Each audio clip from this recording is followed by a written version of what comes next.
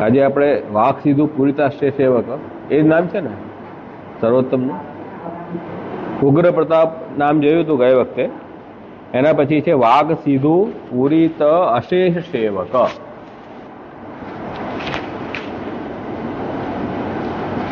હવે ઉગ્ર પ્રતાપ નામમાં આપણે સમજી ગયા હતા કે ભાઈ શ્રી મહાપ્રભુજીનું સ્વરૂપ ઉગ્ર પ્રતાપ વાળું છે, એટલે કે ભક્તોથી અતિરિક્ત પણ જે લોકો છે એમને મહાપ્રભુજીનું તેજ સહન થઈ શકે નહીં એવું આપસીનું સ્વરૂપ છે. પણ પ્રશ્ન એ થયો કે ભાઈ તેજ અગ્નિનો સ્વભાવ એવો છે કે જે બી એની પાસે જાય એને એ ગરમાટ કરે, ગરમી થાય. તેજ પણ એવો જ છે, કોઈ તેજસ્વી પુરુષ હોય તો કોઈ પણ વ્યક્તિ એની સામે જશે તો એનો તેજ તો લાગવાનો જ છે, સહજ સ્વભાવ છે. તો ભક્ત હોય કે અભક્ત હોય બધા જ માટે ઉગ્ર પ્રતાપ તો રહેવાના જ ને મહાપ્રભુજી. તો એ સ્થિતિમાં ભક્તોને પણ કદાચ આપસીનું તેજ સહન ન થાય એવું હશે તો પછી મહાપ્રભુજીની સેવા કેવી રીતે કરવી, એમના પાસેથી આપણે બોધ લેવાનો છે, જ્ઞાન લેવાનું છે, કેવી રીતે લેવું, એ પ્રશ્ન ઊભો થાય છે કે જઈ શકાય જ નહીં એમ કહી રહ્યા. ઘણા લોકો વૈષ્ણવને પણ એવું હોય છે કે આપણે બાળકો પાસે જવું નહીં. કેમ? અપરાધ થઈ જાય, આપણાથી કંઈ આપણને સમજ ન પડે, કંઈક ગડબડ થઈ જાય તો નકામું દોષ પડે, આપણને કોઈ સામે શ્રાપ આપી દે તો એમ લોકો વિચારતા હોય છે. તો એવું છે ને, ઉગ્ર પ્રતાપ તો રહેવું પડે. જેવો અધિકારી હોય જીવ એને પ્રકારથી પ્રતાપ તો દેખાડવો પડે, પણ બધા માટે એવું નથી હોતું. એટલે બધા માટે એવું નથી હોતું. તો એ જે શંકા છે કે ભાઈ શ્રી આચાર્યચરણ સન્મુખ ન જવું, જેવાથી આપણે એ અગ્નિના તેજથી આપણે ભસ્મીભૂત થઈ જઈએ તો શું કરવું? તો એના માટે આગળનું નામ હવે શ્રી ગુસાઈજી ઇન્ટ્રોડ્યુસ કરે છે. વાક સીધું પૂરિત અશેષ સેવક. વાક એટલે વાણી, વચન. શ્રી મહાપ્રભુજીના વચન છે એ કેવા છે? સીધું. સીધું એટલે અમૃત, વચનામૃત. વાક સીધું એટલે વચનામૃત, વચન રૂપી અમૃત. એના દ્વારા પૂરિત, પરિપૂર્ણ થઈ ગયા છે, તૃપ્ત થઈ ગયા છે. અશેષ સેવક. અશેષ એટલે બધા જ, સંપૂર્ણ, કોઈ છૂટ્યું નથી. બધા જ મહાપ્રભુજીના સેવકો આપસીની વચનામૃતથી પરિપૂર્ણ થયા છે. એવો શ્રી મહાપ્રભુજીનું સ્વરૂપ છે.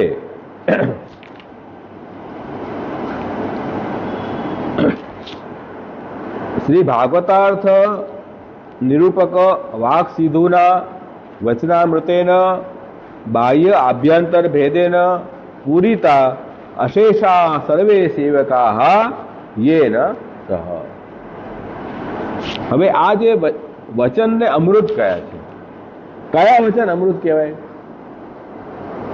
જે સાંસારિક વચનો હોય ને, મિથ્યા, ગામની પંચાયત, નિંદા સ્તુતિ, ફલાણાનું આમ ફલાણાનું આમ, આ બધા મૃત વચન છે. કેવા છે? મૃત વચન. એટલે આપણને સંસારરૂપી કૂવામાં નાખનારા, જીવન મૃત્યુના બંધનમાં નાખનારા વચન છે. અહીંયા કહી રહ્યા છે કે નહીં, મહાપ્રભુજીની વાણી કેવી છે? વાક સીધું છે, વચનરૂપી અમૃત છે. એનું કારણ શ્રી ગોકુલનાથજી અહીંયા સમજાવ્યું કે ભાઈ આપણી આશ્રીની વાણી શ્રી ભાગવતાર્થ નિરૂપક વાક, ભાગવતના અર્થનું નિરૂપણ કરનારી આપની વાણી છે. એટલા માટે એ વાણી છે ને તે અમૃત છે, વાક સીધું છે, સામાન્ય વચન નથી. ભાગવત પણ ભક્તિરૂપી અમૃતનો સાગર છે. નિગમ કલ્પતરો ગલિતમ ફલમ સુખ મુખાત અમૃત દ્રવ સંયુતમ બિબત ભાગવત રસમાલયમ મુહ રસિકા ભૂવિ ભાવુકા. ભાગવતનું મહાત્મ્ય સમજાવતા ભાગવતમાં કહ્યું છે કે નિગમ કલ્પતરો ગલિતમ ફલમ. વેદરૂપી જે વૃક્ષ છે, જે વૃક્ષ ગાયત્રી બીજથી ઉગ્યું છે, એ નિગમ કલ્પ તરો એનું ગલિત એટલે પાકેલું પરિપક્વ જે ફળ છે એ શ્રીમદ ભાગવત છે. વેદરૂપી વૃક્ષનું જે ફળ છે તે ભાગવત છે, અને એ ફળનું સ્વાદ કોણ લીધો છે? સુખદેવજીએ. વેદવ્યાસજીએ સમાધિમાં ભાગવત અનુભવ કરીને એનો સ્વાદ કોને ચખાડ્યો? એના પુત્ર સુખદેવજીને. એટલે સુખ મુખાદ અમૃત દ્રવ સંયુતમ. સુખદેવજીના મુખારવિંદથી એ અમૃત રૂપી એ ફળ થયું, એ ફળ અમૃત થઈ ગયું. ભક્તોના મુખથી જ્યારે ભગવાનની લીલા અને ગુણ પ્રગટ થાય તો સોનામાં સુગંધ થઈ જાય, એની મીઠાશ ઓર વધી જાય. એ તો ભાગવતની લીલા છે તે ભગવત સ્વરૂપાત્મક છે, પણ જ્યારે સુખદેવજી એવા જ્ઞાની ભક્તના મુખારવિંદથી એ જ લીલા પ્રગટ થઈ એ તો અમૃત થઈ ગઈ, અમૃત દ્રવ સંયુતમ. એટલા માટે પીબતો ભાગવત રસમાલયમ.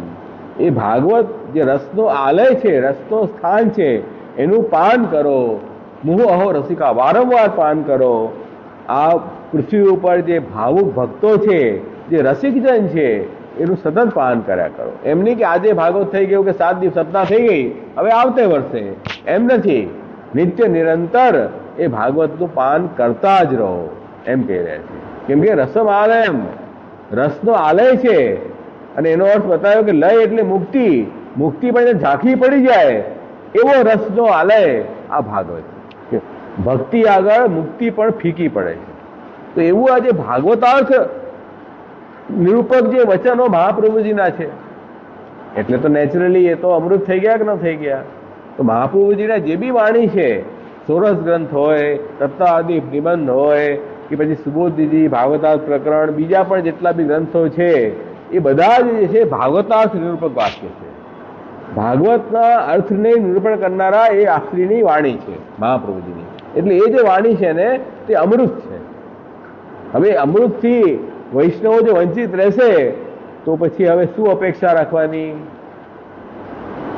આપણે બધાને મૃત્યુ નથી જોઈતું ને. કોને જોઈએ છે મૃત્યુ? કોઈ નથી જોઈતું, બધા ડરે છે. તો મૃત્યુથી બચવા માટે આપણે શું કરવું જોઈએ? અમૃત પીવું જોઈએ.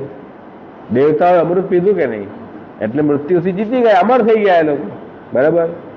પછી સુખદેવજી જ્યારે ભાગવત સંભળાવવા માટે બિરાજ્યા પરીક્ષિત રાજાને, ત્યારે દેવતાઓ બધા દોડીને આવ્યા કે સુખદેવજી આ ભાગવત અમને સંભળાવો અને એના બદલામાં અમે અમૃત આપી દઈએ. બોલો.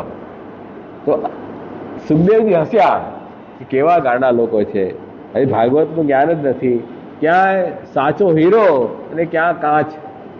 તો આ જે અમૃત છે તમે પીધું છે એ તો કાચ સમાન છે, અને ભાગવત રૂપી અમૃત તો ડાયમંડ છે.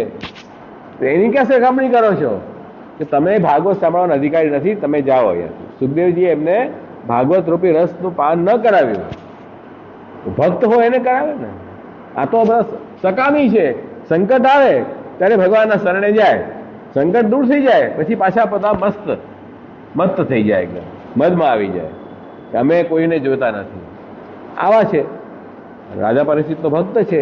રાજા પરીક્ષિતને સુખદેવજીએ ભાગવત સંભળાવ્યું. એ એટલે કે છે કે આ જે ભાગવત રૂપી અમૃતનું જે પાન કરે એ પછી મૃત્યુરૂપી કાલથી એને ડરવાની જરૂર નથી. શ્રોતવ્ય કીર્તિતવ્યશ્ચ સ્મર્તવ્ય ઈચ્છિતા અભયમ.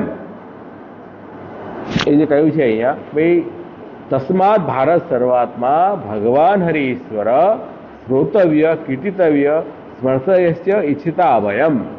સુખદેવજી જે પ્રશ્ન પૂછ્યો રાજા પરીક્ષિતે કે મૃત્યુ સામે આવીને ઊભું હોય ત્યારે માણસે શું કરવું, અથવા જે દરેક માણસનું મૃત્યુ નિશ્ચિત છે, ઓલ મેન આર મોર્ટલ, તો મરણશીલ વ્યક્તિએ કોનો જપ કરવો, શું સાંભળવું, શું ગાવું, શું સ્મરણ કરવું?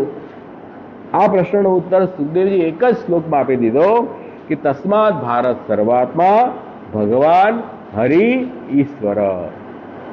કે હે ભારત, પરીક્ષિત રાજાને સંબોધન છે કે તસ્માત ભારત સર્વાત્મા જે ભગવાન છે, બધાની જે આત્મા છે, સર્વાત્મા ભગવાન હરિ ઈશ્વર. જે હરિ છે ભક્તોના દુઃખ દૂર કરનારા છે, ઈશ્વર છે કાલનો પણ કાલ છે, કાલનું પણ નિયમન કરનારા છે ઈશ્વર. બધાની જે આત્મા છે એવી ભગવાનની જે લીલાઓ છે, ભગવાનના જે ગુણો છે, ભગવાનના જે નામ છે, એનું શ્રવણ કરો, કીર્તન કરો, સ્મરણ કરો. જેને અભયતા પ્રાપ્ત કરવાની ઈચ્છા હોય, જેને એવી ઈચ્છા હોય કે હું તો અભય થઈ જાઉં, મને કોઈથી ડર ન લાગે, એવી જેની ઈચ્છા હોય એને સતત ભગવદ લીલાનું શ્રવણ કીર્તન સ્મરણ કરવું જોઈએ. તો ડર તો કાલનો જ છે, મૃત્યુનો ડર છે ને. તો કે ભાગવત રૂપી જે સાગર છે અમૃતનું, એનું પાન કરશો તો મૃત્યુ તમારું કાંઈ બગાડી નહીં શકે. રાજા પરીક્ષિત પણ 7 દિવસ એને આપ્યા હતા, પછી મૃત્યુ થવાનું છે, તો 7 દિવસ ભાગવત સાંભળ્યું પછી મૃત્યુનો ડર જ ખતમ થઈ ગયો. મૃત્યુ આવ્યું તો રાજા પરીક્ષિત ફરક ન પડ્યો. કેમ? એ તો ભગવાનના તલ્લીન થઈ ગયા, શરીર યાદ રહી ગયું, ઠાકોરજી આનંદથી ગયા. તો એ કહી રહ્યા છે કે ભાઈ શ્રી મહાપ્રભુજીની જે વાણી છે ને, આ ભગવત લીલાનું નિરૂપણ કરનારી, બીજી કઈ વાત જ નથી. આપણા જે આચાર્ય એમની પાસે બીજી કોઈ વાત જ નથી. એમની વાણીના સંગ કરશો તો તમને પણ અમૃતની પ્રાપ્તિ થશે. તો એવી જે મહાપ્રભુજીની જે વાણી છે કે વાક સીધું પૂરિત, એના એ વાણીની રૂપી અમૃતથી જે પૂર્ણ થઈ ગયા છે મહાપ્રભુજીના બધા સેવકો, જેમના દ્વારા એવા મહાપ્રભુજી સ્વરૂપ છે. તો મહાપ્રભુજીના સેવકો પણ આપશ્રીના વચનામૃતથી પરિપૂર્ણ છે, એટલે એમને કોઈનો ડર નથી. એટલે મહાપ્રભુજીના સેવકો પાસે બી આપણે જઈએ ને તો આપણને કેવલ ઠાકોરજીના ગુણગાન અને ભગવાન લીલાનું જ શ્રવણ થાય, બીજું આડી અવળી વાત થાય જ નહીં.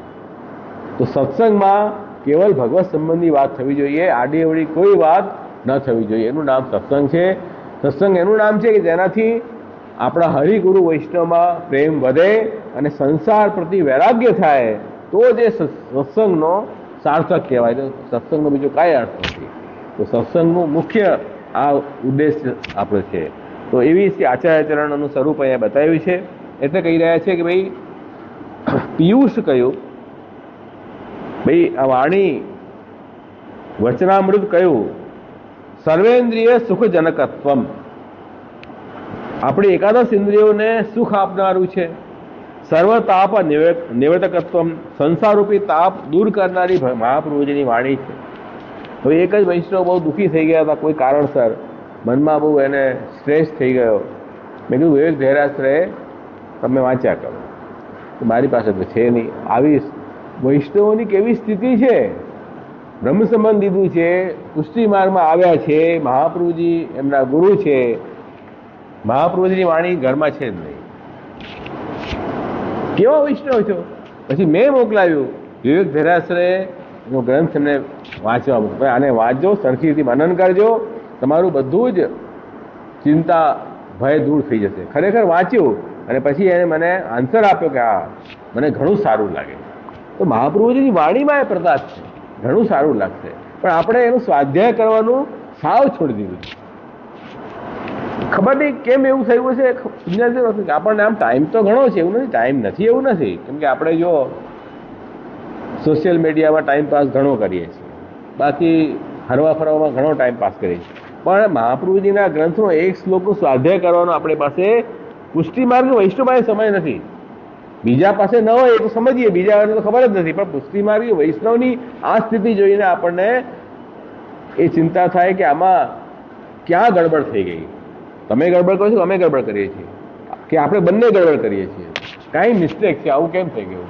દુનિયાભરની વાત આપણે સાંભળીએ છીએ, પણ મહાપ્રભુજીનો વાણી સાંભળવાની ઈચ્છા કેમ થતી નથી? કોઈ પાપ નડી રહ્યા છે આપણા, જેના કારણે આપણને ઈચ્છા થતી નથી? તો જ થાય ને ભાઈ. આપણા હરિગુરુ વૈષ્ણવ સંગ આપણે ન કરીએ, એમની સેવા ન કરીએ, તો કોઈ પાપ નડતા હોય તો જ થાય. નહીં તો આવું કેમ થાય? આપણામાં શક્તિ છે, સામર્થ્ય છે, બુદ્ધિ છે, બધું છે આપણી પાસે, તો પણ ઈચ્છા ન થાય તો ખરેખર આપણે આપણા ભાગ્ય ફૂટ્યા. બીજું શું કહું? તો એ જ કહી રહ્યા છે ભાઈ આ જે વાણી છે કેવી છે? આપણી ઇન્દ્રિયોને સુખ આપનારી છે. અરે ભગવાનનું સ્વરૂપ પણ સુંદર આનંદાત્મક છે, ભગવાન લીલા પણ આનંદાત્મક છે. તેને આપણે તમે શ્રવણ કરશો તો આપણને આપણી બધી ઇન્દ્રિયોમાં શક્તિ સામર્થ્ય આવશે અને સંસારનું દુઃખ દૂર થઈ જશે. સંસાર તાપ નિવકત્વ મેં કહ્યું છે અહીંયા. એટલે કે જે ભક્તાનામ પૂર્વોક્ત તેજ અસહ્યત્વાદ આશંકા નિરાશાય. તો ભક્તોને મહાપ્રભુજી પાસે તેજ લાગશે ઉગ્ર પ્રતાપ સ્વરૂપ હોવાથી, એવું તમે નહીં વિચારો. ઉલટું એને સારું લાગશે.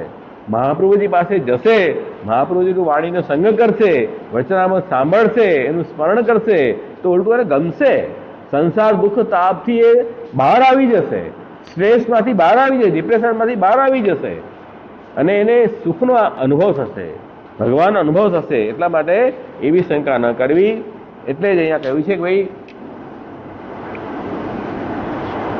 આપસીના જે સેવકો છે શ્રી મહાપ્રભુજીના, એમને ઠાકુરજી ક્યારે પ્રાપ્ત થાય, મને પ્રભુનું મિલન ક્યારે થાય, એનું તાપ સદા રહે. એવો તાપ કોને હોય? જેને પ્રભુ માટે પ્રેમ હોય, ભક્તિ હોય, એને તો તાપ હોય ને. આપણા જેવાનો થોડી તાપ હોય. આજે સેવા થઈ ન થઈ કાલે કરશું, એમાં ક્યાં વાંધો છે? આજે સત્સંગ ન થયો તો કાલે કરશું, પરમ દિવસે કરશું. આપણે તો અહીંયા છીએ, તમે અહીંયા, અમે અહીંયા, પુસ્તકે અહીંયા છે, ઠાકોર અહીંયા છે, ક્યાં વાંધો છે? કેમ તાપ જ નથી? તાપ અને વિરોધ નથી કોઈ જાતનો, નિશ્ચિંત છીએ એકદમ. તો એ સંસારની ભાંગ આપણે પી લીધી છે એટલે એવો વિચાર આવે છે. તો કહે છે કે ભાઈ એટલે મહાપ્રભુજીના સેવકોને તો ભગવત મિલનનો એટલો બધો તાપ સદા વિદ્યમાન છે કે કોઈ પણ ઔષધિથી એનું શમન થઈ શકે એવું નથી. એ તાપ એવો અલૌકિક તાપ છે. યચ્છ દુઃખમ યશોદયા નંદાજી આમ છે ગોકુલે ગોપિકાઓ યદ દુઃખમ તદ દુઃખમ છે મમક પછી જેવું દુઃખ નંદરાજી યશોદાજીને થયું, જેવું દુઃખ ગોપિકાઓને થયું ગોકુલમાં, એવું દુઃખ ક્યારે મને થશે? એ વિરહનું દુઃખ તાપાત્મક જે તાપ છે એને શમન કરવાની કોઈ પણ ઔષધિ આ દુનિયામાં નથી. પણ એક ઔષધિ છે ભગવત કથા રસ, એનાથી એને શમન થાય. એટલે રાસ પંચાધ્યાયીમાં વ્રજ ગોપિકાઓએ એ જ વાત કરી કે જ્યારે ઠાકુરજી અંતર્ધાન થઈ ગયા અને જ્યારે વિરહમાં વિહ્વલ થઈ ગયા ગોપીજનો, યમુનાજી તટ ઉપર એકત્રિત થયા અને ભગવાનનું ગાન કરવા લાગ્યા અને ગોપી ગીતનું ગાન કર્યું કૃષ્ણ વિરહમાં, ત્યારે પ્રશ્ન થાય કે ભાઈ આટલા બધા કૃષ્ણ માટે એને તાપ છે, વિરહ છે, તો એ કૃષ્ણના ભક્તોનું મરણ કેમ થતું નથી? પ્રાણ નીકળી જવા જોઈએ. તમે જો એવું છે ને, વ્યસન અવસ્થા જ્યારે પ્રાપ્ત થઈ હોય પ્રેમની, ભક્તિની, તો વ્યસનનો મતલબ છે કે એક ક્ષણ પણ જે વસ્તુમાં વ્યસન હોય એ વસ્તુ ન મળે આપણને તો એક ક્ષણ એના વગર આપણે રહી ન શકીએ. પછી લૌકિક વ્યસનમાં પણ એવું જ છે, માણસ તડફડે એકદમ. તો કે કૃષ્ણમાં વિરહ, કૃષ્ણમાં એવું વ્યસન થઈ ગયું તમને, તો તમારું મૃત્યુ કેમ ન થયું? એ પ્રશ્નના ઉત્તરમાં ગોપીજનોએ કીધું તવ કથામૃતમ તપ્ત જીવિનમ કવિભિરીડિતમ કલ્મષામહમ શ્રવણ મંગલમ શિવદાતમ ભુવિ ગૃણંતિ તે ભૂરિદા જના. આ વાત અહીંયા કહી છે. ગોપીજનો શું કહે છે? હે શ્રી કૃષ્ણ, આપની જે કથા છે ને એ કથા કેવી છે કે અમારા જેવા વિરહી જે ભક્ત છે એના મૃત્યુને પણ રોકી દે છે, અમૃત સમાન છે. તવ કથામૃતમ તપ્ત જીવનમ, આપણું કથારૂપી અમૃત જે છે તે અમારા જીવનને, અમારા તપ્ત જીવનને જીવન પ્રદાન કરે છે. જે તાપ છે એવું શમન કરે છે, વિરહ સંતપ્ત માટે જીવનનું દાન કરે છે. એટલે મોટા મોટા રસિક કવિઓ પણ આપણી કથાની પ્રશંસા કરે છે. એ કથાનું શ્રવણ કીર્તન કરવાથી પાપનું શમન થાય છે અને શ્રવણ કરતાની સાથે એ જ કાલમાં મંગલ થઈ જાય છે અને સૌભાગ્ય પ્રદાન કરે છે. અને એ કથા બધે ઉપલબ્ધ છે. કથા તો ઉપલબ્ધ છે ને. ઠાકોરજીની ઈચ્છા હોય તો આપણી સામે પ્રગટ થાય, ન ઈચ્છા જતા રહે, પણ કથા તો આપણને અવેલેબલ છે ઓલવેઝ. કથા અવેલેબલ છે. હવે આપણે આપણી બુદ્ધિમાં પડદો પડી જાય તો કથા અવેલેબલ નથી, બાકી કથા તો અવેલેબલ છે, ભગવત કથા. એટલા માટે અમારા માટે બહુ સુલભ છે. એ જે કથા છે ને એનું અમે ગાન કરીએ છીએ. એ કથાથી અમને મૃત્યુ નથી આવતું. તવ કથામૃતમ તપ્ત જીવનમ, તપ્ત થયેલાને પણ જીવન પ્રદાન કરનારી આપણી અમૃતરૂપી કથા છે. તો આ રીતે પ્રતિ દિવસ ગોપિકાઓ મધ્યાહન કાળમાં, ક્યારેક રાત્રિએ પણ ભગવાનની લીલાઓનું શ્રવણ કરતા હતા. એનાથી તાપની મૃત્યુ થતી હતી. તો એ રીતે મહાપ્રભુજીના જે વચનો છે એ પણ ભાગવત સંબંધી વચનો છે, ભગવદ લીલાના નિરૂપણ કરનારી આપણી વાણી છે. એટલા માટે જે ભક્તો છે એમને ભીતર અને બહાર બંને રીતે બધી ઇન્દ્રિયોને તૃપ્ત કરી દે છે અને ઠાકોરજીના ભક્તિનું રંગ ચડાવી દે છે. મહાપ્રભુજીની વાણીમાં એવું પ્રતાપ છે કે આપણને તરત ઠાકોરજીમાં પ્રેમ જાગૃત થાય. એટલે ભગવત કૃપાથી, મહાપ્રભુજીની કૃપાથી આ વસ્તુ પ્રાપ્ત થાય. એટલે આધુનિક વૈષ્ણવે પણ એવો પ્રયત્ન કરવો જોઈએ કે કોઈ ભગવદીયાના મુખથી આપણે સુબોધનીજી ભાગવતનું શ્રવણ નિત્ય થાય એવું આપણે કરવું જોઈએ. હે તો એ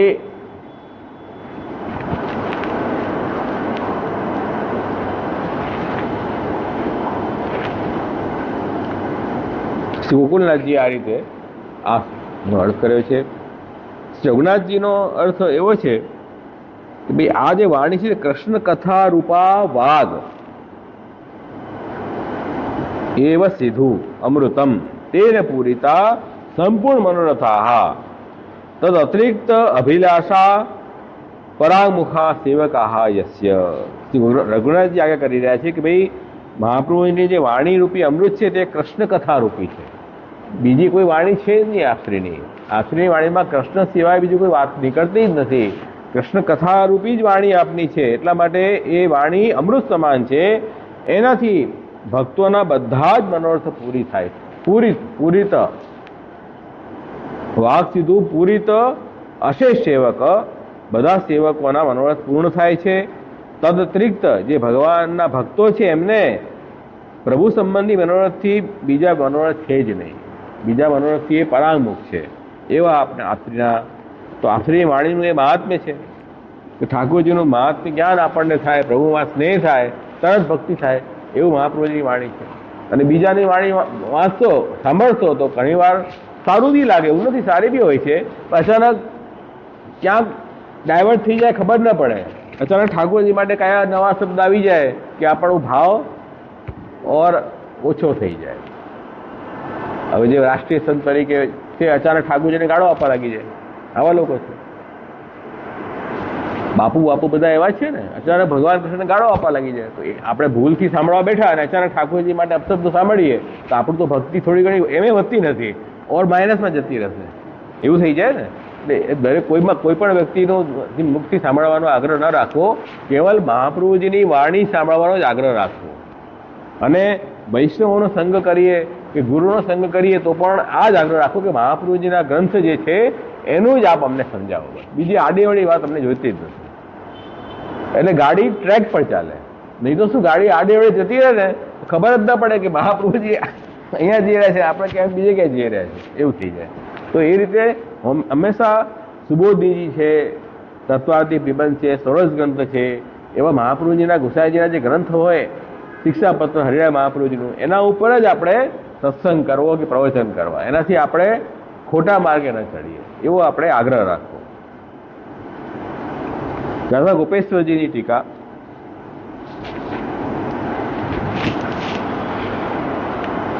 નनु એતાદશે ઉગ્ર પ્રતાપે સતી કથમ એત સન્નિધૌ સેવામ કુર્વંતી. ભાઈ આ ઉગ્ર પ્રતાપ મહાપ્રભુજીનો હોય તો પછી મહાપ્રભુજીની સન્નિધિમાં સેવા કેવી રીતે ભક્ત કરે છે? ઉગ્ર પ્રતાપ એને તેજ નડે નહીં. તેનો ઉત્તર આપી રહ્યા છે કે વાકિતિ વચનામૃતેન પૂરિતા પૂર્ણીકૃતા અશે સેવકા એતેન શ્રીમદ આચાર્ય સાનિધ્ય જનિત પ્રચુર તાપ તપ્તેષુ સેવક અંતઃકરણેષુ તદ વચનામૃત સેકેન લીલા સહિત ગોકુલ જન જીવન પ્રાગટ્યે સતી તત્તાપ નિવૃત્તિ ભવતી ઇતિ સેવામપી કુર્વંતી ઇતિ સર્વ અનવદ્યમ.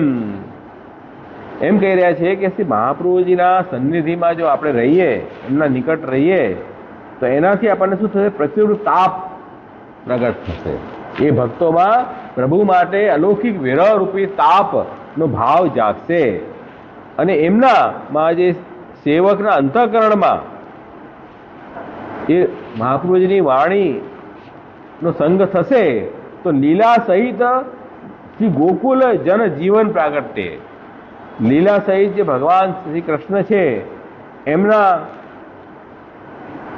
એમની લીલાનું સાંભળવાથી જીવન પ્રાગટ્ય થતી એને નવો જીવન દાન થશે ભક્તોને અને જે તાપ છે, વિરહ તાપ, એનું શમન પણ થશે.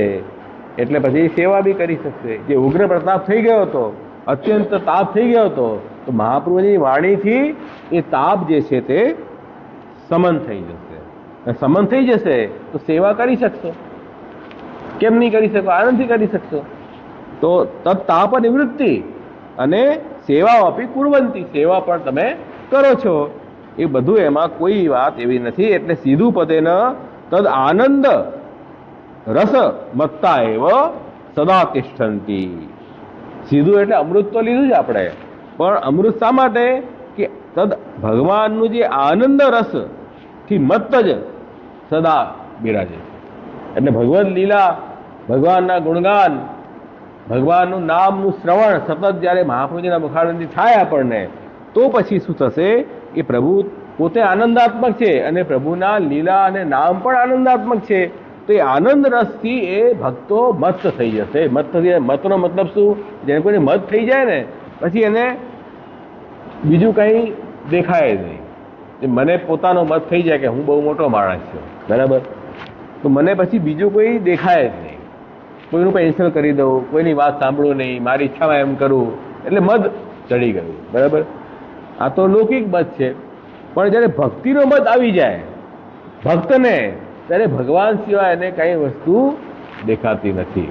સંસાર એના માટે ઝાંકો થઈ જાય. જેમ સૂર્ય ઉદય થાય તો અંધકાર ગાયબ થઈ જાય, એવી રીતે મહાપ્રભુજીની વાણીનું સંગ જીવ કરે, ઠાકોરજીની લીલાઓનું સદા સંગ કરે, તો સંસાર જે છે ને એ ધીરે ધીરે ઝાંકો થઈ જશે અને ગાયબ થઈ જશે.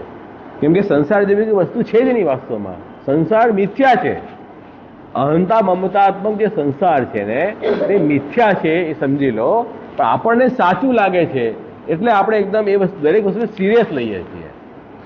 હું અને મારું, આ બે વસ્તુ એવી છે ને, એનાથી આખું આપણું આ નવી એક સૃષ્ટિ જે છે ને આપણે પોતે કરીએ છીએ. તો આપણામાં બી સામર્થ્ય ઠાકોરજી આપ્યું છે કે નવી દુનિયા આપણે બનાવી શકીએ, પોતાની દુનિયા. હવે જો કોઈ અજાણો વ્યક્તિ કોઈ રહેતો હોય, આપણને એના જીવનમાં શું થાય, આપણને શું ફરક પડે છે? કેમ? એની દુનિયા અલગ છે, આપણી દુનિયા અલગ છે. એની દુનિયામાં મસ્ત છે, આપણી દુનિયામાં મસ્ત છે. તો દરેક વ્યક્તિએ પોતાની દુનિયા બનાવી છે નવી. ભગવાને તો દુનિયા બનાવી છે, પણ પછી આપણે પણ નવી દુનિયા બનાવી છે પોતાની અહંતા મમતાથી. અને એ દુનિયાથી આપણે પોતે જ પરેશાન છીએ. એ દુનિયાના કારણે આપણે પોતે પરેશાન છીએ. અરે આ શું થઈ ગયું, મારો ઇન્સલ્ટ થઈ ગયું, પેલા આમ કેમ કહી દીધું, આ તો મારી વસ્તુ મારા હાથમાંથી કેમ છીનવાઈ ગઈ. અરે તારું કંઈ હતું જ નહીં, અને તારી હયાત શું છે આટલી મોટી સૃષ્ટિમાં, આટલા યુનિવર્સમાં તારી અવકાશ શું છે? શા માટે ટેન્શન કરે છે? ભાઈ ભગવાનની સૃષ્ટિ છે, ભગવાને જેમ રાખવું એને રાખે, શા માટે મગજમારી કરો છો? આપણું કર્તવ્ય આપણે કરવાનું, બસ. આપણા હાથમાં એટલી જ વસ્તુ છે. ઠાકોરજી જેટલી બુદ્ધિ આપણને આપી છે, આપણા ગુરુએ આપણને જે કહ્યું છે આપણે કરીએ છીએ. જેને થવાનું થાય, ચલને દો. સરળથી સંસાર સરખ્યા કરે એટલે સંસાર કહેવાય. એમાં વધારે સિરિયસનેસ નહીં રાખવાની. પણ આપણે કેવા હોશિયાર છે ખબર છે? ભક્તિમાં સિરિયસ નહીં રાખવાનું, સંસારમાં સિરિયસ. હા કેમ થઈ ગયું, કેમ કરશું હવે, એનો વિચાર કરવા બેસીએ. વિચારમાંથી બીજો વિચાર, ત્રીજો વિચાર, પછી ટેન્શન, ઉદ્વેગ, પછી ડૉક્ટર પાસે જવું પડે, પ્રેશર માપો તો વધી ગયું છે. પણ સિરિયસનેસ તમે ભક્તિમાં કેમ નથી રાખતા? ભાઈ ઠાકોરજીની સેવા, સ્મરણ કેટલું થાય છે, ઠાકોરજી લીલાનું સત્સંગ કેટલું કર્યું આપણે, એમાં સિરિયસનેસ નથી. લાઇટલી લઈએ, હોતા હે, ચલતા હે, આજે થયું કાલે ના થયું. પણ લોકમાં આપણે એવું નથી રાખતા. લોકમાં 100% બધું જ થવું જોઈએ. તો આ આપણી ગાડી જ ઊંધી ચાલી રહી છે, રિવર્સ ટ્રેન્ડમાં જઈ રહ્યા છીએ. તો એનો તો કોઈ ઇલાજ નથી. તો કહે છે કે મહાપ્રભુજીનું વાણીનું સંગ કરશું ને, વાક સીધું પૂરિત અશેષ સેવક. મહાપ્રભુજીની વાણી અમૃત સમાન છે, એનું આપણે સતત શ્રવણ કરશું, કીર્તન કરશું, તો આપણને આનંદ રસની પ્રાપ્તિ થશે, ભગવદ આનંદની પ્રાપ્તિ થશે. એમાં મત થઈ જઈશું. એ સંસાર આપણને દેખાશે જ નહીં, સંસાર ગાયબ થઈ જશે. બેટરી જોડી એટલે અંધારું ગાયબ થઈ જાય. એ સંસાર જે મિથ્યા હતું ને, મિથ્યા વસ્તુ ગાયબ થઈ જશે, એમ કહી રહ્યા છે. એટલે જેમ અંધારામાં દોરડું પડ્યું અને આપણે સાપ દેખાય, લાઇટ ચાલુ કરીએ તો દોરડું સાપ છે, આપણે ડરતા હતા, ઓ અહીંયાથી ત્યાં ઉછળીએ, ત્યાં ઉછળીએ, અરે સાપ આવી ગયો, સાપ આવી ગયો. ભાઈ લાઇટ તો ચાલુ કરો ભારા માણસ. લાઇટ ચાલુ કર્યું તો બધું એકદમ સિમ્પલ થઈ ગઈ વાત. એવી રીતે મહાપ્રભુજીની વાણી રૂપી જ્ઞાનનો પ્રકાશ થશે ને તો આ બધા જ ટેન્શન, ડર, દુઃખ, તાપ સંસારના ગાયબ થઈ જશે અને ભગવત તાપ પ્રગટ થશે અને ભગવત તાપ પ્રગટ થશે એનું પણ શમન ભગવત લીલાથી થઈ જશે. તવ કથામૃતમ તપ્ત જીવનમ એમ કહી રહ્યા છે. એટલે એવો શ્રી મહાપ્રભુજીની વાણીનો સંગ કરો નિત્ય નિરંતર. વૈષ્ણવ છો તો કમસે કમ એવો નિયમ તો રાખો કે એક મહાપ્રભુજીની એક શ્લોક ને આપણે સમજીએ. વધારે તો આટલું તો કરી શકો ને. હું તમને ક્યાં કહું છું આવું ગ્રંથ વાંચ્યો ભાઈ, ચાલો આજે આપણે આજથી નિર્ણય કર્યો એમના અષ્ટકમાં એક શ્લોક આપણે સમજીને એનો પાઠ કરશું. એક શ્લોક ખાલી, બીજા દિવસે બીજો શ્લોક, વારા ફરતી વારો, મારા પછી તારો. બરાબર છે કે નહીં? એટલું તો કરી શકે. હું ક્યાં વધારે બતાવું છું? એક જ શ્લોક કહું. આજે ભક્તિ વધીનો એક શ્લોક કર્યો, ચતુશ્લોકીનો એક શ્લોક કર્યો, વધારે નથી કરતો. જેટલી તમારું સામર્થ્ય એટલો ડોઝ બતાવું છું, વધારે ડોઝ થોડી અપાય. ડૉક્ટરે લખી આપે એવી ડોઝ સવાર બ્રેકફાસ્ટ પછી, લંચ પછી, ડિનર પછી લેજો એક ગોળી. બરાબર છે કે નહીં? તો એક વચનામૃત રૂપી ગોળી ખાઓ. એ તો અમૃત રૂપી ગોળી છે. આવી ગોળી પોઈઝન કેમિકલ વાળી ગોળી નથી. આ તો સરસ આનંદ રસ વાળી ગોળી છે. એને ખાવા શું વાંધો છે તમને? તો એવું આ એમ સ્વરૂપ છે. હવે બીજી હરિરાય મહાપ્રભુજી આગળ કરી રહ્યા છે કે વચનામૃતેણ પૂરિત આશિષ સર્વે સેવકા ઇતિ અર્થ યદ્વા સંસુચિતમ અર્થમ ગોપયન વાક સિદ્ધુત્વમ ઉક્તવંતઃ તેન અધરામૃત દાનેન તથા ઇતિ ભાવ પૂરિતત્વત્યા ઉગ્રત્વ શંકા નિરાકૃતા. અધરામૃતનું દાન દ્વારા એને પરિપૂર્ણ થઈ જશે. મહાપ્રભુજીની વાણી જે છે ને તે અધરામૃતનું દાન છે. ભાઈ વેણુ ગીતમાં ઠાકુરજીએ વેણુનાદ કરીને પોતાનું અધરામૃતનું દાન ભક્તોને કર્યું. ઘણા વૈષ્ણવ અધરામૃત એટલે શું? અધરામૃતનું દાન કરો ને. કીધું અધરામૃત દાન કરે તો ભાગી જશો બધા. કેમ? કોઈને ગ્રંથ ભણવાની ઈચ્છા છે નથી, તો અધરામૃતનું દાન કેવી રીતે કરવું? અધરામૃતમાં અધર સુધા, અધર એટલે અધરમાં અંદર મુખારવિંદમાં જે સુધા હોય એ સુધાનું પાન કરવું. તો ઠાકુરજીનું મુખારવિંદ જે છે ને એમાં બ્રહ્મ વિદ્યા બિરાજે છે. અધરામૃતનો અર્થ બતાવી રહ્યો છું. ઠાકુરજીના મુખારવિંદથી વેદ પ્રગટ થયા. તો વેદમાં બ્રહ્મ વિદ્યા નિરૂપણ છે. તો એ ઠાકુરજીના મુખારમાં બ્રહ્મ વિદ્યા છે. હવે એનું એ અધરામૃત કેવી રીતે મળે? તો કે ત્યાં કહ્યું છે વેણુ ગીતમાં કે ઠાકુરજીનું વેણુનાદ સાંભળવાથી જ એ અધરામૃતનું પ્રાપ્ત થાય. ઠાકુરજીએ વેણુનાદ કર્યો અને વ્રજગોપિકાએ સાંભળ્યો, સાંભળીને હૃદયમાં હૃદયારૂઢ થયો, સર્વ ઇન્દ્રિયમાં પ્રસરી ગયું અને પછી વ્રજગોપિકાઓએ પ્રભુના ગુણગાન ગાવાના શરૂ કર્યા, જેને આપણે વેણુગીત કહીએ છીએ. તો ઠાકોરજીએ પોતાના સ્વરૂપનું જ્ઞાન ભક્તોના હૃદયમાં સ્થાપિત કર્યું અધરામૃતનું દાન દ્વારા. બરાબર? એ અધરામૃત છે. હવે ભાગવત સાંભળવું છે? નથી સાંભળવું. હા, સપ્તાહ કરીએ, સપ્તાહમાં તો આમ કરીએ, નાચીએ, થઈ ગઈ સપ્તાહ, ખાઈ પીને છૂટ્યા થઈ ગયા. ભાગવત સિરિયસલી કોણ સાંભળે છે? કોણ સંભળાવે છે ને કોણ સાંભળે છે? મેં તો કોઈ જોયું નથી આજથી. 2-3 સપ્તાહમાં હું ગયો હતો. મેં તો મારું આખે શું કરે છે આ ભાઈ? તો પછી મને બી થયું કે ભાઈ આ ભાઈનો બી વાત નથી. કેમ કે હવે આ ઓડિયન્સ જેવું ટાઈપનો છે કે વધારે કંઈ બોલશે તો ઓડિયન્સ બીજી વાર એની કથા જ નહીં રખાવે. એટલે બીજા શું કરે? એ બી એનું બીજાનું પેટ લાગેલું છે. પેટ માટે કથા કરતા હોય તો જે લોકો ગમે એવું જ કરવું પડે ને. એન્ટરટેનમેન્ટ કરવું પડે ને, મનોરંજન કરવું પડે. મને એક ભાઈએ કીધું કે તમે તો મનોરંજન ઇન્ડસ્ટ્રીમાં છો. મેં કેમ? કે તમારું કામ જ છે કે બધાને બોલીને બધાને ખુશ રાખવાના. કે ના ભાઈ, હું પોતાને એવું નથી માનતો. હું એન્ટરટેનમેન્ટ બીજું બિલકુલ ન કરાવી શકું. મને ભગવાને એ સામર્થ્ય આપ્યું જ નથી કે બધાને એન્ટરટેન કરવું. એના માટે એન્ટરટેનમેન્ટમાં ઘણા લોકો છે. હું તો જે મહાપ્રભુજીની જે વાણી હોય એ વૈષ્ણવને પહોંચાડું અને એમનું જીવન પલટાય અને પોતાનું સાર્થક કરે, ભક્તિ વધે. બીજો કે મારો પ્રયોજન નથી. હું કોઈને મનોરંજન નથી કરી શકતો. મારામાં સામર્થ્ય છે જ નહીં. મારી ઓરિટરી બી નથી એવી કે સરસ સરસ દોહા બોલે, કવિતા બોલે, પોએટ્રી બોલે, જોક્સ બોલે સરસ, એવું હું નથી કરી શકતો. મને એ સામર્થ્ય જ નથી. આપણે કબૂલ કરી લઈએ. હા, પણ એટલું મને જેન્યુઅલી કરું કે આચાર્યચરણનો જે આશ્રય છે એ તમને તમારા સુધી પહોંચાડી દઉં, એટલું હું કરી શકું. એ મારી ડ્યુટી છે, એ કરવું જોઈએ મારે. આવી વાત છે કે ભાઈ આ જે અધરામૃત જે છે ને એનું પાન કરો. પીબત ભાગવત રસમાલયમ મુહુરહો રસિકા ભૂવિ ભાવુકા. એ ભાગવત રસનું પાન કરો. કેવળ શ્રવણની વાત નથી. તો એ વાત અહીંયા કહ્યું છે કે અધરામૃતના દાનથી એ બધા સેવકો પરિપૂર્ણ થયા છે વચનામૃતના અધરામૃતના દાનથી, એમ હરિરાય મહાપ્રભુ વ્યાખ્યા કરી રહ્યા છે. એના પછી 5મી ટીકા વલ્લભજીની. ઉગ્ર પ્રતાપનો અર્થ એવો કર્યો હતો વલ્લભજીએ કે બધાની તુલનામાં કલી એકદમ ઉગ્ર છે. ઉગ્ર પ્રતાપનો અર્થ કર્યો હતો ઉગ્ર પ્રતાપ. તો કલી જે છે ને, કલિયુગ, એ બધા યુગની અપેક્ષા એકદમ ઉગ્ર છે. કેમ? કલિયુગની અંદર માણસને અધર્મમાં જલ્દી ઇન્ટરેસ્ટ જાગે, અજ્ઞાન તરફ જલ્દીથી વધે, પ્રમાદ આલસ વધારે હોય, મંદ બુદ્ધિ હોય, એટલે આ ખોટી દિશામાં એનું મન જાય. એ કલીની પ્રબલતા છે. તથાપિ તદપેક્ષા આપી એતર પ્રતાપ અતિ ઉગ્ર. તો એ કલીની પણ તુલનામાં મહાપ્રભુજીનો પ્રતાપ અતિ ઉગ્ર છે એમ કહ્યું.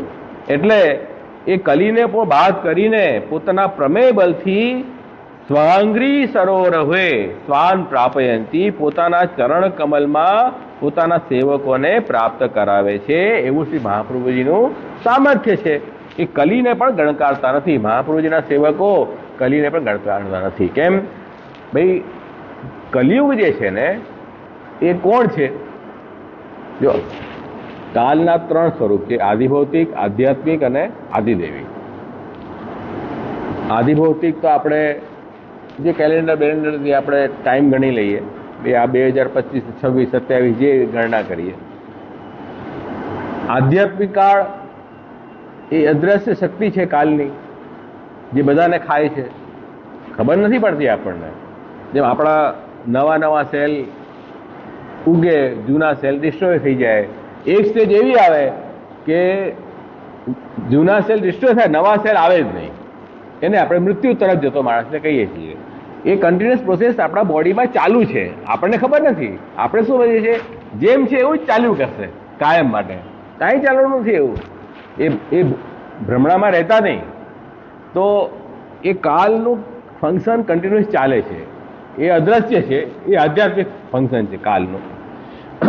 અને એક આદિદેવિક પક્ષ છે, મૂર્તિમાન સ્વરૂપ કાલ, જે ભગવાનનો સેવક છે, જેની આ શક્તિ છે. આ જે શક્તિ છે કોની છે? એ દેવ, કાલ દેવ જે છે એ ભગવાનનો સેવક છે. ભગવાનની આજ્ઞા પ્રમાણે ભગવાનનું કામ કરે છે. સમજ્યા?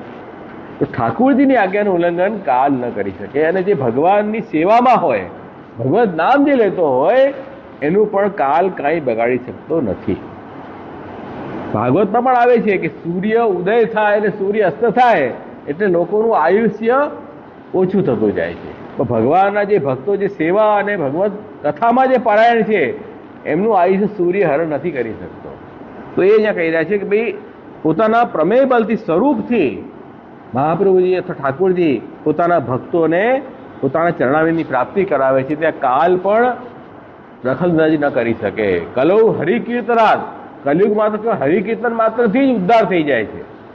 સતયુગમાં ધ્યાનથી, ત્રેતામાં યજ્ઞ યાગાદિથી અને દ્વાપરમાં પૂજાથી ઉદ્ધાર થતો હતો. અને કલયુગમાં તો કેવલ ભગવત નામના ઉચ્ચારણથી જ ઉદ્ધાર થઈ જાય. ભગવત નામની એવી મહિમા છે. ભગવત નામ કોઈ સામાન્ય નામ નથી, લૌકિક કંઈ અક્ષર નથી જોડાયેલા, ક ખ ગ ગ એમ નથી. કૃષ્ણ જ્યારે બોલીએ છીએ ને, તો કૃષ્ણ જે આનંદરૂપ છે, એવું કૃષ્ણનું નામ પણ આનંદાત્મક છે. કૃષ્ણ નામમાં એ અલૌકિકતા છે. એવું ન હોત તો વેશ્યાથી ઘેરાયેલો અજામિલ અંત સમયમાં નારાયણ નામ બોલે છે, તેનો કેમ ઉદ્ધાર થઈ ગયો? તો ભગવત નામમાં એ ચમત્કૃતિ છે. એટલા માટે કહી રહ્યા છે કે પોતાના સ્વરૂપ બલથી ઠાકોરજી જીવોનો ઉદ્ધાર કરે છે. એટલે કાલથી પણ વધારે ઉગ્ર પ્રતાપ છે. એટલે કે છે અતએવ એતદ ભક્તા કલીમ જાણંતી અપી ન. એટલે ભગવાનના જે ભક્તો છે, જે મહાપ્રભુજીના ભક્તો છે, એ કલીને ગણકારતા જ નથી. એના માટે આગળનું નામ છે વાઘ સીધું પૂરિતા શ્રેષ્ઠ સેવક. પુરુષોત્તમ ગુણાનુવાદ રૂપ વાઘ એવ સીધું. પુરુષોત્તમના ગુણાનુવાદ રૂપી જે વાણી છે, એ વાણી જે અમૃત છે. અમૃત એટલા માટે છે કે સર્વ વિસ્વારકમ માદકમ, બધાને ભૂલાવી દે એવું માદક એ મહાપ્રભુજીની વાણી છે. તેના અંતર બહી પૂરિતા, અંદર અને બહારથી પરિપૂર્ણ થઈ જાય છે સંપૂર્ણ સેવકો જેમના દ્વારા, એવા શ્રી મહાપ્રભુજી. મહાપ્રભુજીની વાણીમાં જ એવો ચમત્કાર છે કે જે મહાપ્રભુજીની વાણીનું ગુણગાનનો અનુવાદ કરે એને સંસારનું વિસ્મરણ થાય છે અને ભગવાનમાં એ આસક્ત થઈ જાય છે. પુરુષોત્તમ લીલા આવેશે ન અથ પરમાનંદ બહિપુલકાદિ અંતર બહિપૂર્ણમ, એટલે પુરુષોત્તમ લીલાનો આવેશ થવાના કારણે એને પરમ આનંદ અનુભવ જીવને થાય છે. અને બહાર પુલકાદી એટલે આપણે જેમ કોઈ બહુ સારી વસ્તુ આપણને ગમતી હોય મળે એકદમ રોમાંચ થઈ જાય, રૂવાટા ઊભા થઈ જાય, એમ ભક્તોને મહાપ્રભુજીની વાણીથી એવો અનુભવ થાય છે. એટલે એમાં અશેષ ભક્ત લીધા છે. એટલે મર્યાદા અને પુષ્ટિ બંને પ્રકારના ભક્તોને એવો આનંદની પ્રાપ્તિ થાય છે. જેનો જેવો અધિકાર એ રીતે એને અમૃતની પ્રાપ્તિ થાય છે. એમાં કોઈ બે મત નથી. એટલે દ્વારકાનો પ્રસંગ છે કે મહાપ્રભુજી ભાગવત કથા સંભળાવતા હતા તે વખતે બધા કથામાં એટલા લીન હતા, તત્પર હતા કે કોઈને કંઈ સ્મરણ જ નહોતું આજુબાજુનું. ત્યાંથી આચાર્યનું ધ્યાન ગયું કે વરસાદ આવવાનો છે. પહેલાં તો ખુલ્લામાં જ કથા કરતા હતા. હમણાં જેવા કંઈક લાખો રૂપિયાના પંડાલ તો બાંધતા નહોતા. ડોમ બાંધે મોટો, એસી ડોમ, એસી વગર ચાલે નહીં પાછું, એવી સ્થિતિ આપણી છે. તો કથા સાંભળવા બેઠો છો કે અહીંયા લક્ઝરિયસ કંઈ માણવા જ આવશો? તો કે હવે તે તો ખુલ્લું હતું. મહાપ્રભુજી કથા સંભળાવતા હતા અને મહાપ્રભુજી હમણાં વાદળા થઈ ગયા છે, હમણાં વરસાદ પડશે, અને ભક્તોને જ્ઞાન જ નથી શું થઈ રહ્યું છે આજુબાજુ. એટલે એટલા મશગુલ હતા સાંભળવામાં. એટલે મહાપ્રભુજી એક દ્રષ્ટિ ખાલી કરી તો એટલે એરિયામાં વરસાદ ના પડ્યો, આજુબાજુ ખૂબ વરસાદ પડી ગયો. એટલા મુસળધાર વરસાદ પડ્યો. જેટલા એરિયામાં કથા ચાલતી હતી એટલા એરિયામાં વરસાદ ના પડ્યો. પછી કથા પૂરી થઈ પછી બધા બહાર આવ્યા, આટલો વરસાદ પડી ગયો, આપણે ત્યાં તો કોરું છે બધું. તો એવું તે આચાર્યનો પ્રતાપ છે કે એટલા પરિપૂર્ણ થઈ જાય છે મહાપ્રભુજીના સેવકો અંદર અને બાહ્ય કે એમને કોઈ વસ્તુનું બહારનું જ્ઞાન જ નથી રહી જતું. એવી આપશ્રીની વાણી છે. મહાપ્રભુજીની વાણીમાં એવો ચમત્કાર છે. તો એ વાત જ આવે છે કે અતએવ દમલા ઇતિ સ્નેહ નામના દામોદર દાસા નામ પ્રતિ કથન અનંતરપી શ્રીમદ મહાપ્રભુ વાક્યમ અદ્ય ભગવદ વાર્તા ન કૃતા ઇતિ શ્રૂયતે. એટલા માટે મહાપ્રભુજીના પ્રથમ સેવક દામોદર સરસાનીજી બંને જણ સદા ભગવદ લીલાની ચર્ચા કરતા કાયમ માટે. કોઈ દિવસે અને સ્નેહથી એને દમલા કહેતા. દમલા કે દમલા આજ કુછ ભગવદ વાર્તા નહીં ભાઈ એમ કહેતા. એટલે આ રીતે સંભળાય છે આ વાર્તા પ્રસંગમાં કે સ્નેહથી મહાપ્રભુજીની વાણીનો સંગ કરતા અને મહાપ્રભુજી વાણીની અમૃતનું આસ્વાદ હરસાનીજી લેતા હતા કાયમ માટે. તેને યથા મત્તા સર્વે સેવકા કલિમ ન ગણયંતી. તો કલયુગ શું બગાડશે એવા સેવકોનું? કલયુગ કાંઈ ન બગાડી શકે. જે લોકો ઠાકુરજીની સેવા કથામાં તત્પર હોય એનું કલયુગ કાંઈ કરી શકતો નથી. તેથી વાક સીધું ઉત્કર્ષ ઉગ્ર પ્રતાપ ઉત્કર્ષ. આ તો વાણીરૂપી અમૃતનો ઉત્કર્ષ અહીંયા દેખાડ્યો છે. ઉગ્ર પ્રતાપ રૂપી ઉત્કર્ષ છે. એટલે અને આ એને અમૃત એટલા માટે કહ્યું વાણીને અતિ મધુરત્વ છે, મધુર છે. એટલે અંતઃકરણની પૂર્ણ કરનારી એવી મહાપ્રભુજીની વાણી છે.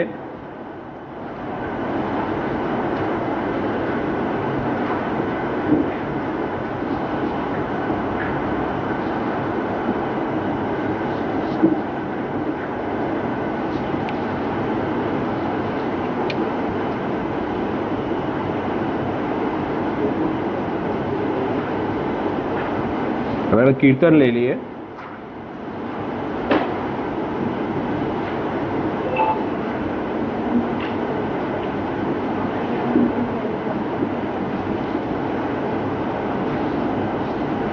ચાલીસમું નામ છે એટલે 40મું કીર્તન આવશે.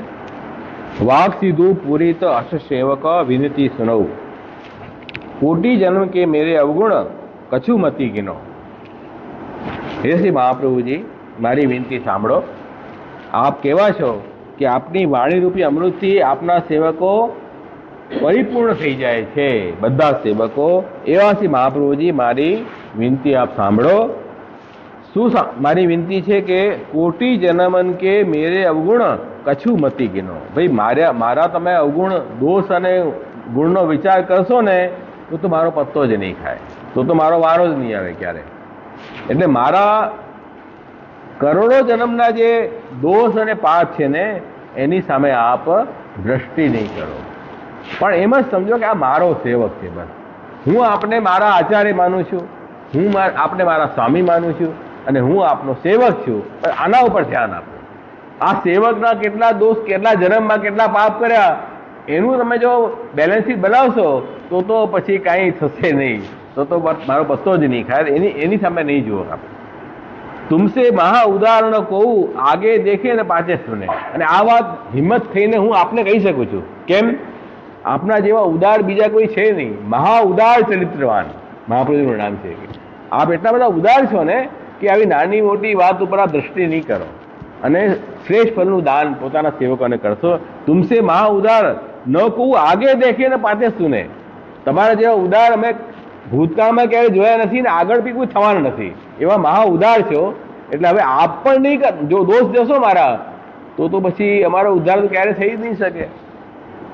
અબ યહ વિધિ બની સબે દેવી જન કાજ. હવે આ એવો સુંદર અવસર પ્રાપ્ત થયો છે કે બધા દેવી જીવોને એમના કાર્ય સિદ્ધ થાય. આપનું પ્રાગટ્ય થયું ભૂતલ ઉપર અમારા જેવા દેવી જીવોનો હાથ પકડવા માટે. હવે હાથ છોડતા નહીં અને અમે પણ આપણો ચરણાવીને નહીં છોડીએ. અમે છીએ, કદાચ અચાનક છોડી દઈએ, અમે બી એવા છીએ, પણ હવે અત્યારે તો કબૂલ કરીએ છીએ કે નહીં છોડીએ. અત્યારે તો નહીં છોડીએ કમસે કમ. તો દેવી જીવોનું કાર્ય સિદ્ધ થાય એટલા માટે અમે આપણે નહીં છોડીએ. કરી કરુણા સબ પરિકર સહિત પ્રગટે ભૂતલ પે. આ ભૂતલ પર બધા પરિકર સાથે પ્રગટ થયા. શા માટે પ્રગટ થયા? મહાકારુણિક. આપ કરુણા ભરેલી છે આપમાં. કરુણા એટલે બીજાઓનું દુઃખ જોઈને દુઃખ દૂર કરવાની ઈચ્છા થાય અને દુઃખ દૂર કરવામાં આપણે પ્રયત્નશીલ થઈ જઈએ તો એનું હૃદય કરુણાવાળું કહેવાય. તો આપણા જે દેવી જીવો છે, જે આપણા પરિકરના, એ લોકો દુઃખી થઈ રહ્યા છે, સંસાર સાગરમાં ત્રાહિમામ થઈ રહ્યા છે. કોઈ રડે છે, કોઈ હસે છે. હિંમત તો છે બધા, આપણે બધા હિંમત તો છીએ. સંસાર સાગરમાં આમ ત્રાહિમામ થઈ રહ્યા છીએ. આપે જોયા બધાને, ઓહો બિચારા ક્યાં ભગવદ આનંદમાં આનંદથી ભગવાન આનંદનો રસ લેતા હતા, આજે અહીંયા ક્યાં પડી ગયા સંસારમાં. આપ ભૂતલ ઉપર પ્રગટ થયા પોતાનું પરિકર સાથે કરુણા કરવા માટે. એટલે હવે આપ અમને છોડતા નહીં હો, બસ એટલી હું વિનંતી કરું છું. સુરનર મુનિ દેખી કહત જય જય મહારાજ.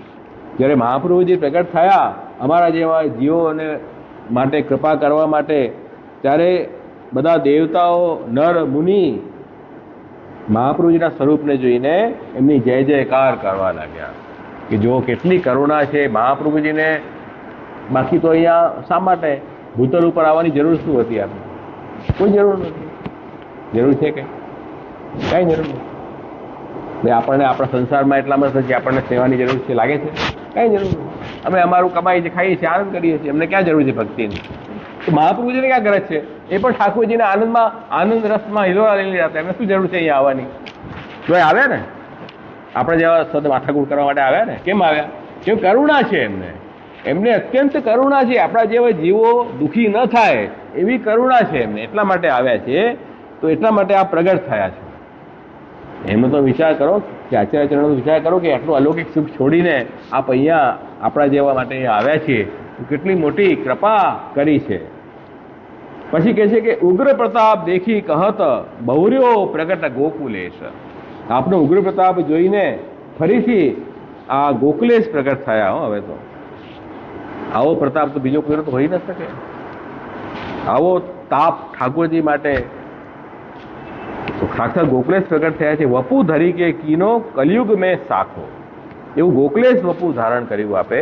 એટલે સાક્ષાત ઠાકોરજી જ પાછા મહાપ્રભુજીના સ્વરૂપથી પ્રગટ થયા છે. આપણા જેવા જીવોને વચનો દ્વારા પ્રભુની સન્મુખ લાવવા માટે. દયારીજ મહાત્મ્યમ કરીશન પ્રકટમ હરી વાણ્યા યદા તદા સ્વાસ્યમ પ્રાદુર્ભૂતમ ચકારહી. ભાઈ આપણે પ્રભુને ભૂલી ગયા એટલે તો સંસારમાં અટવાઈ ગયા કે નહીં? ઠાકોરજીને યાદ કરશું, ઠાકોરજીના સ્વરૂપનું જ્ઞાન થશે તો પાછા પ્રભુ સન્મુખ થઈ જશું. એ દયા આવી તો દયાથી ઠાકોરજીએ પોતાનું મુખારવિંદ રૂપી વલ્લભને પ્રગટ કર્યા કે પોતાનું કૃષ્ણનું મહાત્મ્ય વલ્લભ આપણને સમજાવે વાત સીધું દ્વારા, વચનામૃત દ્વારા, જેનાથી આપણે ફરી જે ભૂલી ગયા હતા જે રસ્તો, એ રસ્તા ઉપર આપણે પાછા આવી જઈએ. એટલે કહી રહ્યા છે કે કહો તો ગોવિંદ સબ સમર્પી શ્રી વલ્લભ કે શરણ જાઉં. એટલે ગોવિંદદાસજી કહી રહ્યા છે કે બધું સમર્પણ કરીને હું શ્રી મહાપ્રભુજીના શરણે જાઉં કે સર્વસ્વ આપણું જ છે, મારું કંઈ છે જ નહીં. શૂન્ય તે બીનું સાધન પૂરત મન ઈચ્છા અભિલાખો. કોઈ પણ સાધન વગર જ જીવની બધી ઈચ્છાઓ ને પૂર્ણ કરે છે એવું શ્રી મહાપ્રભુજીનું પ્રતાપ છે. સાધન તો કલયુગમાં ચાલે એમ નથી. જે સાધન કરશો કલયુગ એ સાધનને ફેલ કરી દેશે. કૃષ્ણાશ્રયમાં શ્રી મહાપ્રભુજી આ વસ્તુ બતાવી છે. જેટલા બી સાધન છે ને બધા વિફલ થઈ ગયા છે.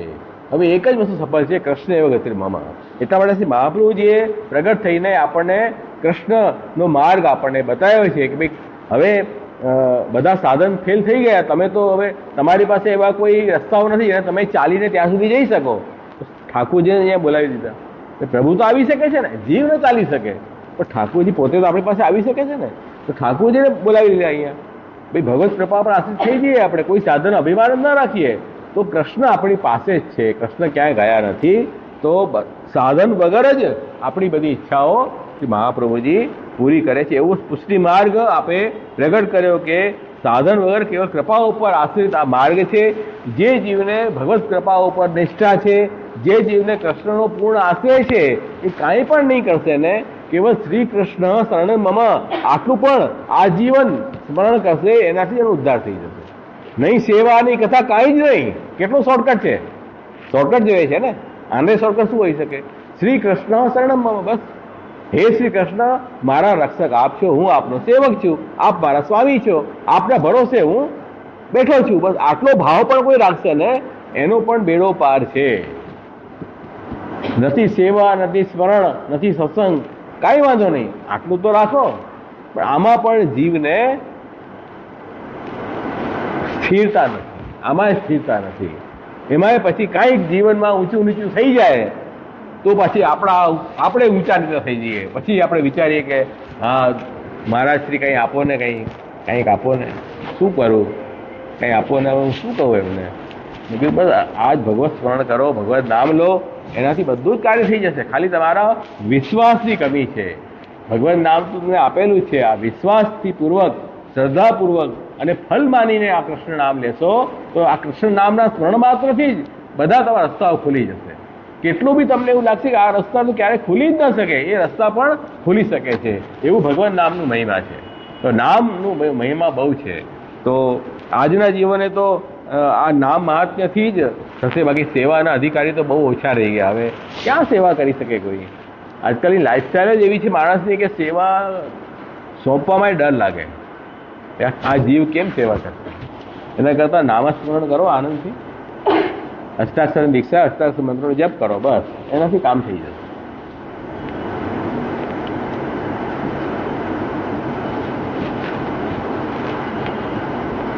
આ કીર્તનનું ગાન કરીએ આપણે. કયા રાગમાં થતું? હા,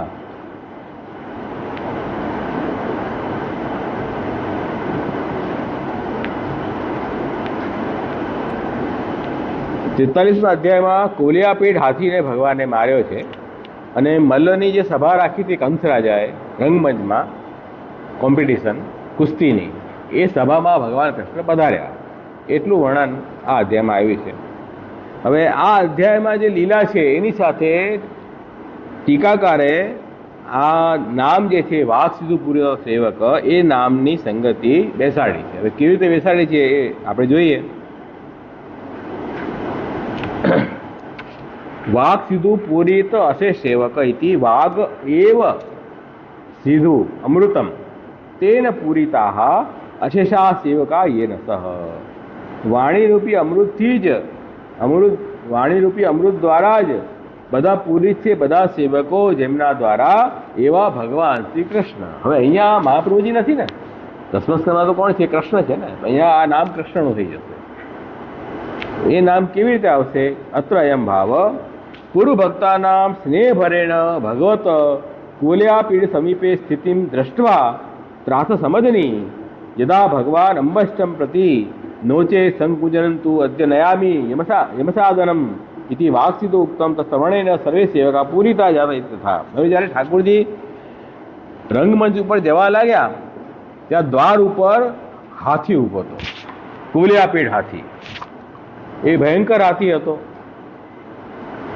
એટલે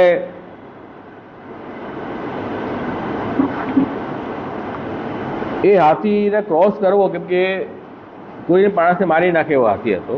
ઠાકોરજી જ્યારે સામે પધાર્યા દરવાજા ઉપર, તો એ હાથીને જોઈને જે પ્રભુને સ્નેહ કરતા હતા મથુરાના બધા નગરવાસીઓ, એ બિચારા ટેન્શનમાં આવી ગયા કે આટલા સુંદર સુકુમાર બાળક છે બંને, અને આ જબરદસ્ત હાથી છે, આ પ્રભુને શ્રમ આપશે, એટલે એકદમ ચિંતામાં આવી ગયા કે શું થશે, હવે શું થશે. તે વખતે ભગવાને શું જોયું કે અંબષ્ટ નામનો મહાવત હતો હાથીનું, એની પ્રેરણાથી પોલિયાપેડ હાથી ભગવાનને મારવા માટે ઊભો છે. કંસે જ રાખ્યો હતો કે જે રીતે કામ પતતો એમ પતાવો, નહીં થાય તો પછી આગળ જોઈશું, એમ એક એણે બધા ષડયંત્ર ઊભા કર્યા હતા કંસે. ત્યારે ભગવાન શ્રી કૃષ્ણે પોતાની કમર કસી લીધી, વાંકડિયા વાળને સરખા કરી અને મેઘ જેવી ગંભીર વાણીથી મહાવતને પડકાર કર્યો કે અંબષ્ટ, અમને રસ્તો આપ, માર્ગમાંથી દૂર થઈ જા, અને નહીં તો તારા હાથી સાથે તને હમણાં યમદ્વારમાં પહોંચાવું છું, એમ ઠાકોરજીએ કહ્યું. જ્યારે આટલા કોન્ફિડન્સથી પ્રભુ બોલ્યા ને, એટલે એ પ્રભુની વાણીમાં જ એવું ચમત્કાર થયું કે જે લોકો જે હતા ડરી રહ્યા હતા ને, એ આશ્વસ્ત થઈ ગયા. હવે ઠાકોરજી હમણાં આને પતાવી દેશે એમ થઈ ગયું. પહેલાં ડરી રહ્યા હતા, પણ ઠાકોરજી એની કોન્ફિડન્સથી એને કીધું કે રસ્તો આપ, તને હું યમલોકમાં પહોંચાડું છું, તને ને તારા હાથી બંનેને. એટલે લોકોને હાશ થયું, પણ આ બાજુ મહાવત ગુસ્સે થયો, હાથીએ ગુસ્સો થયો, હાથીને દોડાયો ઠાકોરજી સામે, અને પછી હાથીથી યુદ્ધ પણ થયું ઠાકોરજીનું. અને અંતમાં પ્રભુએ રમત રમતમાં જ એક હાથીને ત્યાં જ પછાડીને મારી નાખ્યો, જેમ સિંહ હાથીને ઉપર ચડીને મારી નાખે તેવી રીતે. અને મરી ગયેલા હાથીને ત્યાં છોડી ભગવાન કૃષ્ણે એના જે દાંત હતા ને એ પોતાના હાથમાં લીધા અને ખભા ઉપર મૂકીને અને મંડપમાં પ્રવેશ કર્યો. તે વખતે ઠાકોરજીની શોભા સ્વરૂપ જોવા જેવી હતી. ખભા ઉપર હાથીના દાંત હથિયાર તરીકે છે, અને શ્રીઅંગ હાથીના રક્તના બિંદુઓથી શોભતું હતું. મુખ ઉપર પરસેવાના બિંદુ ઝમકી રહ્યા હતા. એટલો પરિશ્રમ ઠાકોરજીએ પોતાના ભક્તો માટે કર્યો. તો ભક્તો માટે પરિશ્રમ શા માટે કર્યો? કે આ પ્રકારનું પ્રભુનું ચરિત્ર સાક્ષાત જોઈને ભક્તોનું મન ભગવાનમાં આસક્ત થઈ ગયું, નિરોધ થઈ ગયું.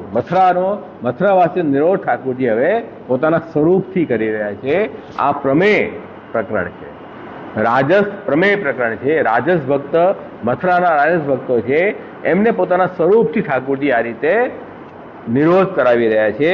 એટલા માટે અહીંયા નામ પણ ટીકાકાર એમ કહી રહ્યા છે કે ભાઈ પોતાની વાણી રૂપી અમૃતથી બધા સેવકોને પરિપૂર્ણ કર્યા છે, જેમણે એવા ભગવાન શ્રી કૃષ્ણ ઠાકોરજીએ પોતાની વાણીથી જ બધાને સાંત્વના આપીને પરિપુષ્ટ કરી દીધા. ભગવાનની વાણીમાં એવો ચમત્કાર હતો. એના પછી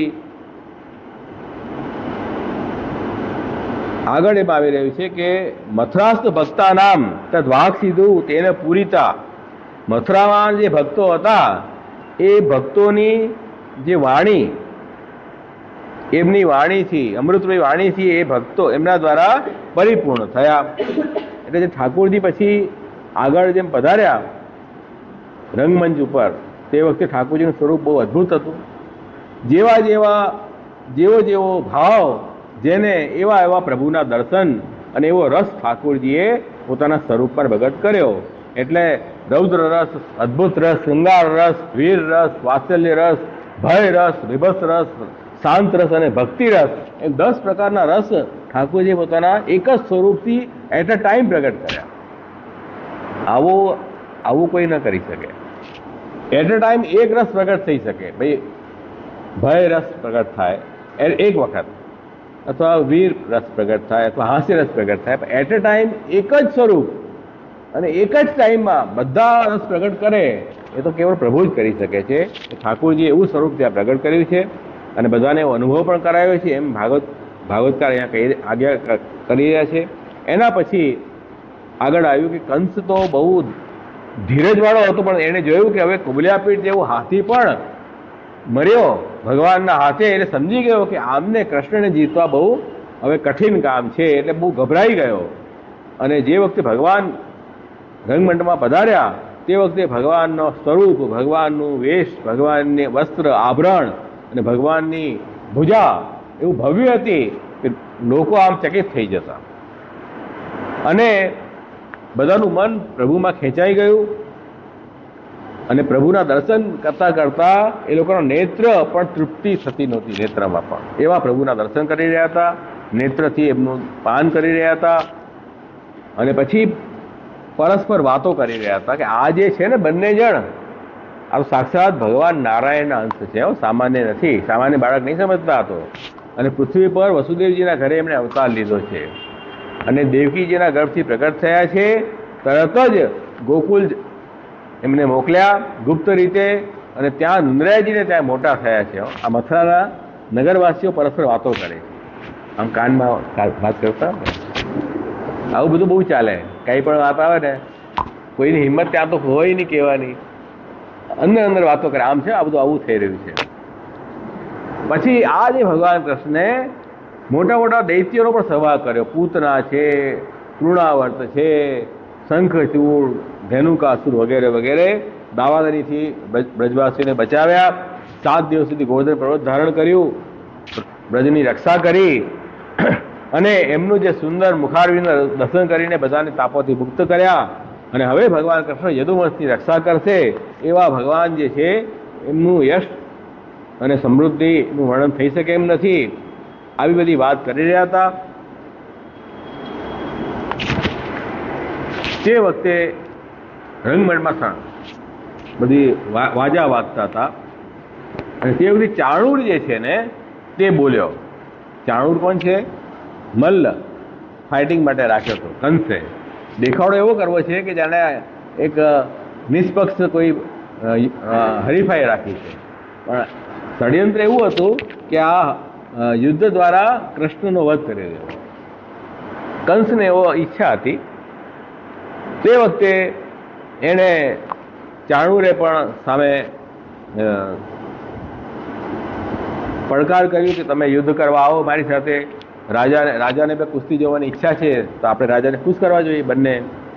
તમે બી ખૂબ ગાયો વાછરડાઓ ચરાવો છો, ખૂબ કુસ્તી કરો છો વનમાં, તમે તો હમણાં કુસ્તી કરી શકો છો, વાંધો નથી કંઈ, એમ બધું એણે કહ્યું.